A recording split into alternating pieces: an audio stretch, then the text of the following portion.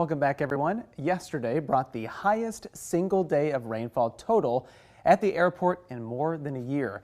And we had more rain today. Chief Meteorologist Nick Bannin is tracking all this for us. And what a wet February it's been so far. Yeah, for some of us. We could have loved that rain a few miles west into the hill country so that it would have fed both Lake Travis and Lake Bannin. Yeah, we got a little rain there, but not as much as we would have liked. But some beneficial additional rain here this morning for some of you. This is how much rain fell since midnight. So, of course, it doesn't include what fell yesterday. Just a few hundredths in the hill country. So another wah-wah as far as rainfall amounts there. But every little bit counts, right? Marble Falls, 1/3 of an inch. Not too bad. Johnson City, a little under 1/4 of an inch. But more rain today, especially from this strip from Dripping Springs through western Travis County into central and eastern Williamson County. Pflugerville, about 1/4 of an inch of rain this morning. Georgetown, a little under 1/2 inch of rain. Camp Mabry, a little under 1/3 of an inch of rain. And then into our eastern counties, some of the highest rainfall totals with more than 3/4 of an inch of rain there in Smithville.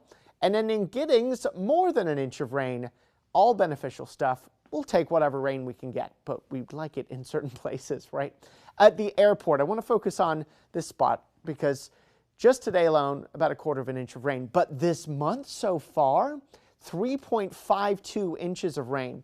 Normal for the first half of February is only 81 hundredths of an inch of rain. And usually February is our driest month with 1.89 inches of rain in the month of February. But 3.52 inches so far, and we still have a couple weeks of February to go, actually makes this February one of the wettest on record at Austin Bergstrom International Airport. The wettest February ever there was in 1958 with more than 7 inches of rain. You see 1992 had almost 7 inches of rain. 2004 had a little more than 5 inches. Same with 1965. So we're not in the top 5. Okay, we're not even in the top 10. But in 12th place so far with 3.52 inches of rain. And that is not an official amount just yet because there was some additional rain that may have fallen since the last report from the airport. And we'll, of course, let you know if we move up further in the list, especially with more rain on the way over the next week. There are some minimal rain chances Thursday, Friday, and Saturday, but higher rain chances next Tuesday and Wednesday. So it is possible that the airport moves up on the list. And by the way, if you're curious how much rain fell where you are, go to KXAN.com. We've got all of your rainfall report needs. You can see how much has fallen over you in the last 24 hours. Story of the day today was the lack of warmth. It had looked like a cold front was going to lift north as a warm front and push us into the 70s or 60s here today. But that colder air just came in too early, kept the clouds in place, and it prevented much warming at all. We only got into the low 50s here today. And you can see where the placement of that cold front is now. With that north wind following up behind it, that will serve to drive even chillier air through central Texas here tonight. Look at how these temperatures drop. Okay, it's 50s through 8, and then it's mid-40s at 11. Then 30s by about midnight, if not just after. And then low 30s as we start tomorrow morning. Then we only end up at 45 here tomorrow afternoon. That is 21 degrees below average for this time of year for highs here tomorrow. So these are the temperatures we expect you'll wake up to tomorrow morning and plan on a widespread freeze in the hill country. Worth certainly protecting your people, pets, and plants. Probably not cold enough to cause pipe concerns here tomorrow, but you can protect those too if you want to be extra careful. There'll be some spotty freezes in the metro. Not a whole lot of freezes in our eastern counties, but certainly our coldest morning in a while. But it is going to feel colder than that thanks to a blustery north wind. These are the wind chills that feels like temperature on exposed skin.